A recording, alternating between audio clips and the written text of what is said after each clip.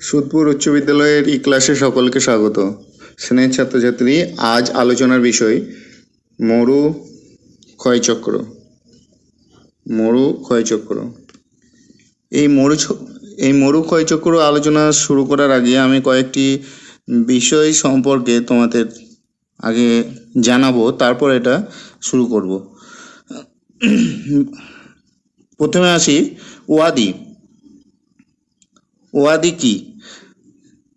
মরু অঞ্চলে প্রবল বৃষ্টিপাত হলে বৃষ্টির জলধারা পর্বতের গা বেয়ে নেমে এসে মরুভূমির মধ্যস্থিত নিম্নভূমিতে শেষ হয়ে যায়, কিন্তু তাদের প্রবাহপথের চিহ্নস্বরূপ শুষ্ক নদীখাতটি পড়ে থাকে। এরূপ শুষ্ক নদীখাতকেই সৌদি আরবে ওয়াদি এবং রাজস্থানে নালা বলা হয়। এরপর হচ্ছে পেডিমেন্ট। পেডিমেন্ট কি? সাধারণভাবে পর্বতের পাদদেশীয় অঞ্চলের সমতল ভূমিভাগকেই পেডিমেন্ট বলা হয়।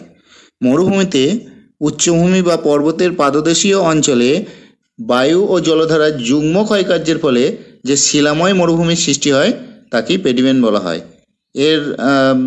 এর যে ঢাল সেটা 7 ডিগ্রি থেকে হাফ ডিগ্রি পর্যন্ত অর্থাৎ মৃদু ঢালযুক্ত হয় এবং এটি অবতল প্রকৃতির হয়।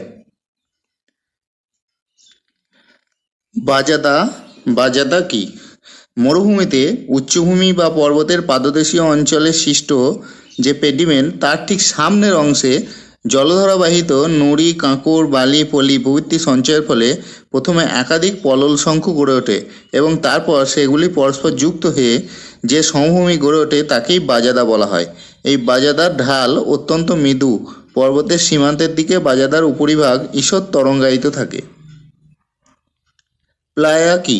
প্লায়া মরুভূমিতে পর্বতবেষ্টিত উপত্যকার মধ্যভাগের নিম্নভূমিতে পর্বত থেকে বয়ে আসা জলধারার সঙ্গে সঞ্চিত হয়ে যে লবণ হ্রদের সৃষ্টি হয় তাকেই প্লায়া বলা হয়।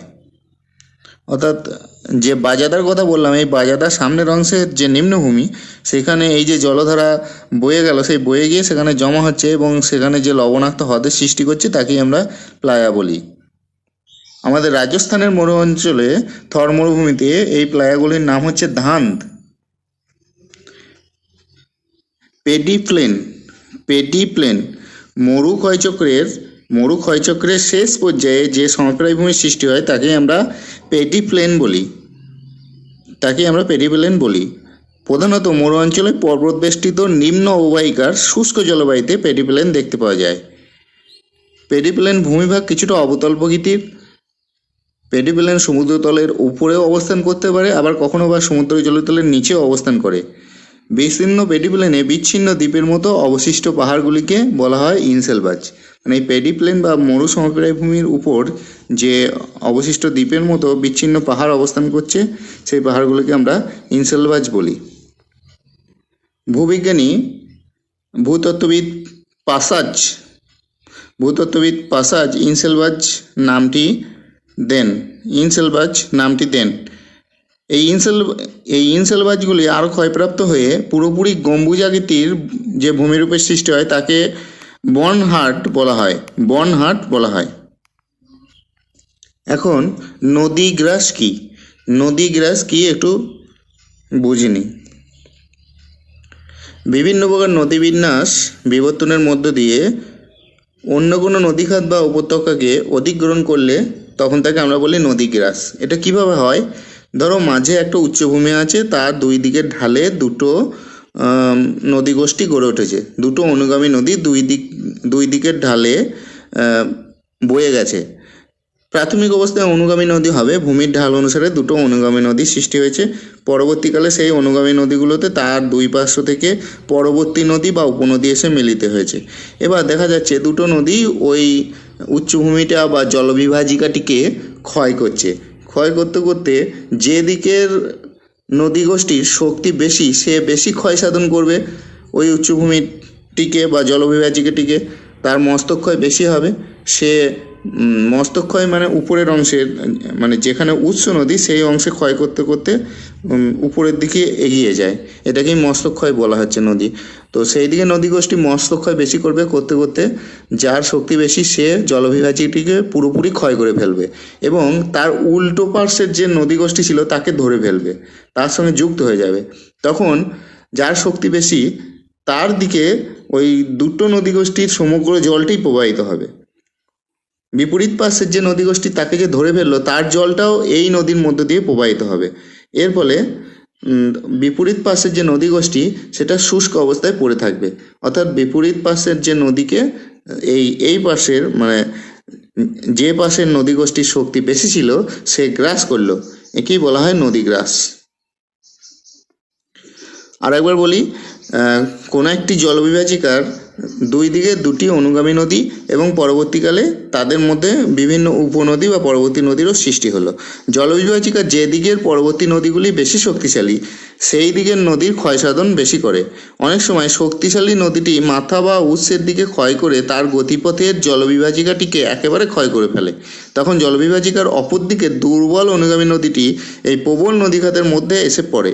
এর ফলে শক্তিশালী নদীটির উপত্যকার মধ্য দিয়েই সমস্ত জলস্রোত প্রবাহিত হয় এবং দুর্বল নদীটি শুষ্ক নদী উপত্যকায় পরিণত হয়। এভাবেই নদীগ্রাস সংঘটিত হয়। এখন ভূমিরূপবিদ ডেভিসের মত অনুসারে মরু ক্ষয়চক্র সম্পর্কে আলোচনা করা হচ্ছে। মার্কিন ভূতত্ত্ববিদ বা ভূমিরূপবিদ উইলিয়াম মরিস ডেভিস 1905 সালে মরু ক্ষয়চক্রের ধারণা দিয়েছিলেন।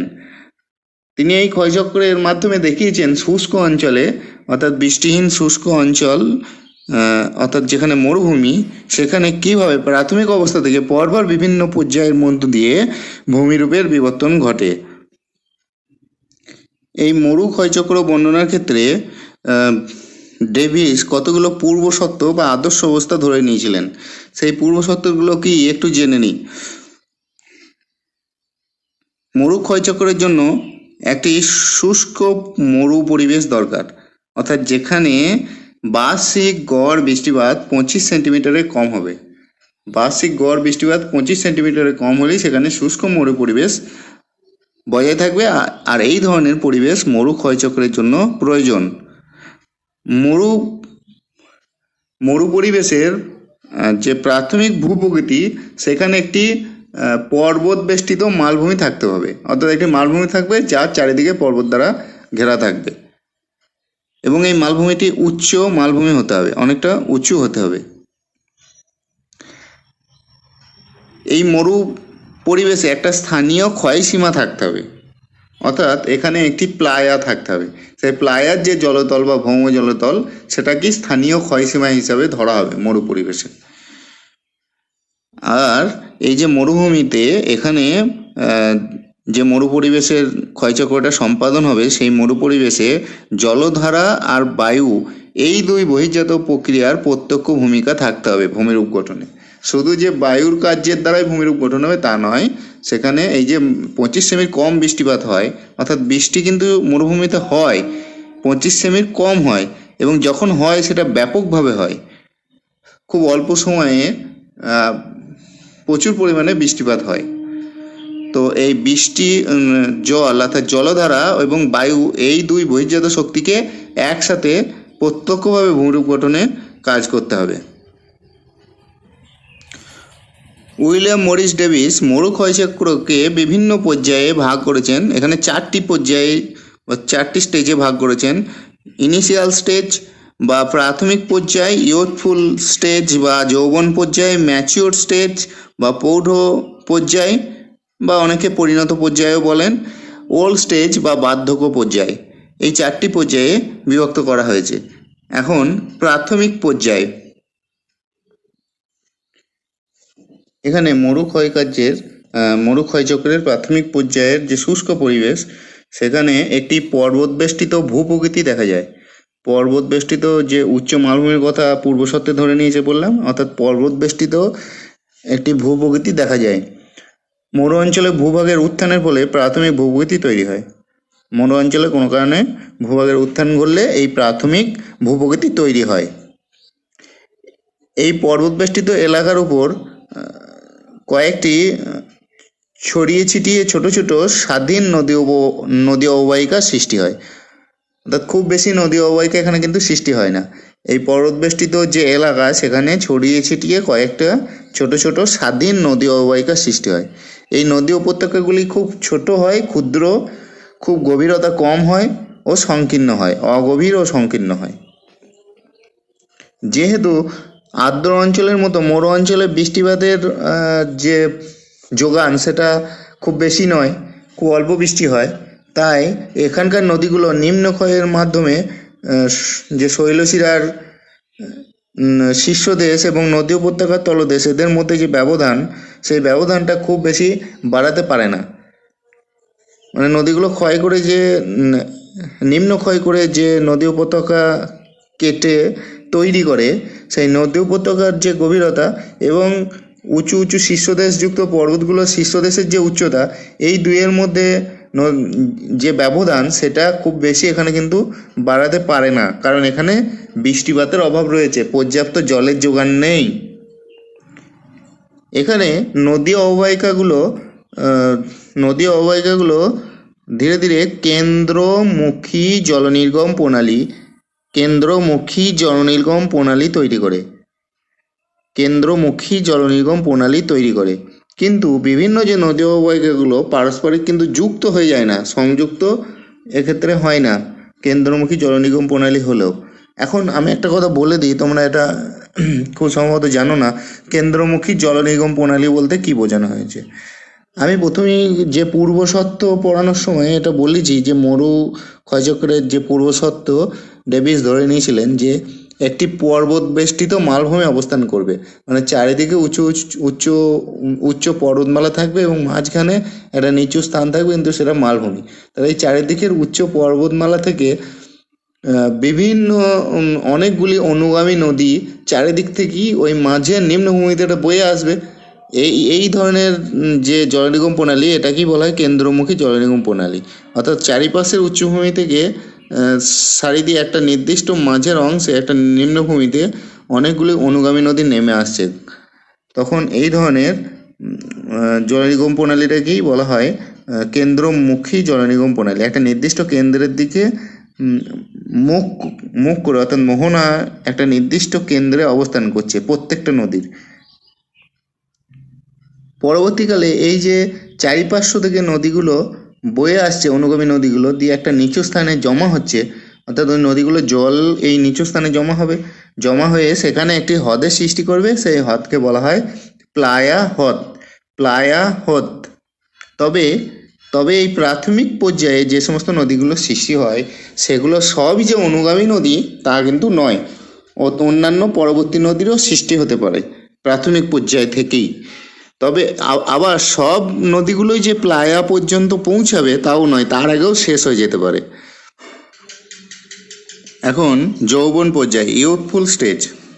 এই পর্যায়ে ক্ষয় ও সঞ্চয় অবিরাম চলতে থাকে, ফলে ভূপ্রকৃতির প্রাথমিক উচ্চতা হ্রাস পায়।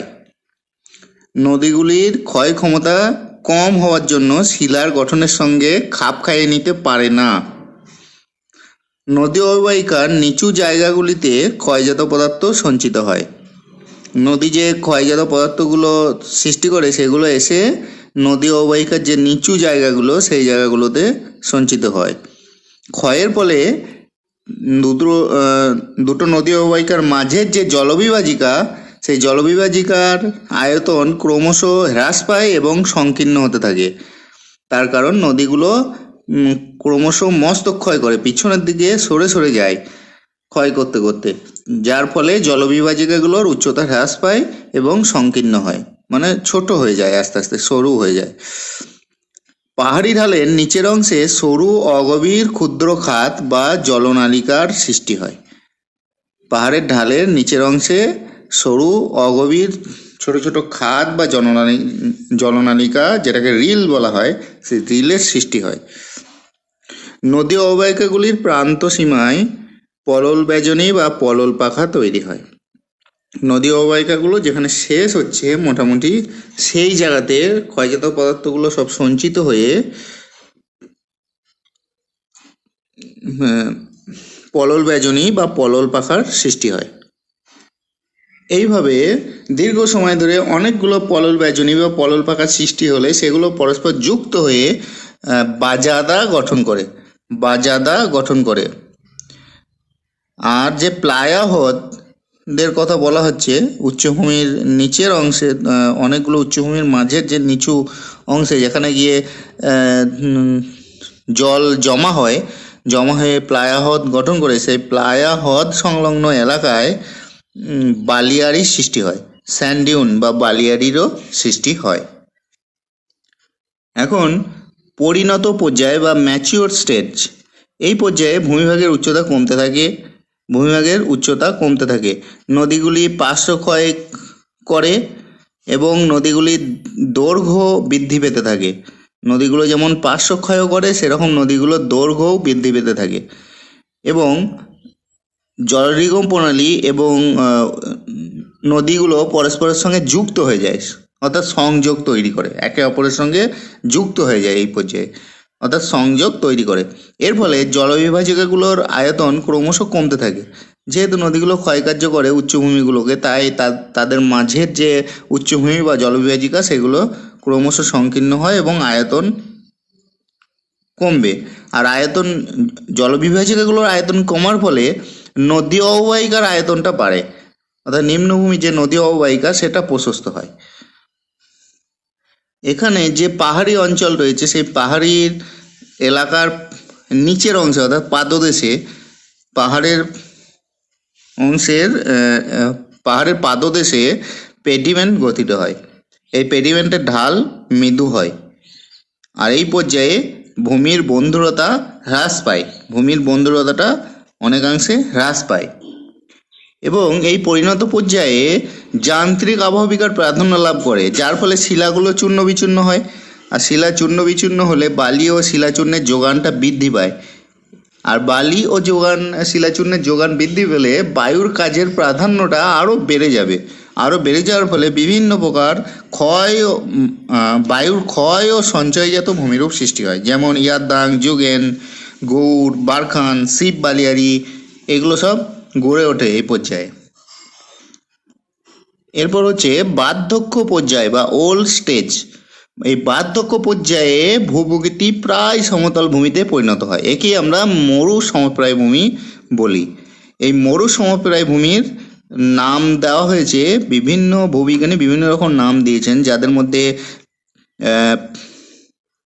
এল.সি. কিং এই মরু সমপ্রায় ভূমির নাম দিয়েছেন পেডিপ্লেন এবং লসন, ভূমিরূপ বিজ্ঞানী লসন এর নাম দিয়েছেন প্যানফ্যান।